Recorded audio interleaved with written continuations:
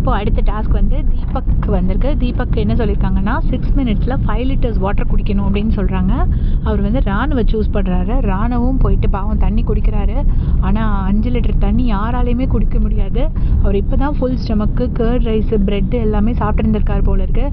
So அவர்கிட்ட போய் 5 litre தண்ணி குடிக்க சொன்னால் ரொம்ப கஷ்டம் அவர். ஆனால் உண்மையிலே ட்ரை பண்ணார்.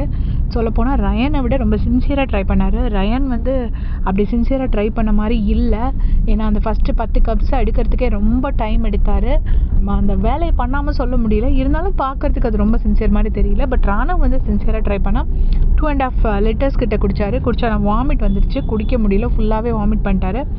வெளியில் வந்து ஐயோ என்னை யாருமே நம்ப மாட்டாங்களே அப்படின்னு சொல்லும்போது தீபக் வந்துட்டு நான் நம்புகிறேன்டா, வெரி குட்டா, தேங்க்யூடான்னு சொல்கிறாரு. நல்லா அவனை வந்து ஹோல் ஹார்ட்டடாக அப்ரிஷியேட் பண்ணுறாரு. ஸோ தீபக்கோட அந்த கெஸ்டர் வந்து ரொம்ப நல்லா இருந்துச்சு. இந்த பக்கம் பார்த்தீங்கன்னா பவித்ரா சொல்லிட்டு இருக்காங்க, நான் குடிச்சிருப்பேன், என்னால் குடிக்க முடிஞ்சிருக்கணும். ஜாக்லினும் சொல்கிறாங்க பவித்ராவை சூஸ் பண்ணியிருக்கலாம் அப்படின்னு. ஸோ அவங்க வந்து நான் குடிச்சிருப்பேன் அப்படின்னு சொல்கிறாங்க. பட் ஆக்சுவலி குடிக்கிறது அவ்வளோ ஈஸியான விஷயம் இல்லைன்னு நான் நினைக்கிறேன். ஏன்னா வந்து எம்டி ஸ்டமக்காக இருந்தால் கூட 5 லிட்டர் தண்ணி குடிக்கிறதுங்கிறது கொஞ்சம் கஷ்டம். அது கொஞ்சம் ரிஸ்கியும் கூட. வெளியில் வந்தோடனே ராணுவ பிக் பாஸுமே வந்து கன்ஃபெஷன் ரூம் கூப்பிட்டாரு. டாக்டர் செக் பண்ணி கொஞ்சம் டேப்லெட்ஸ் கொடுத்துருக்காரு.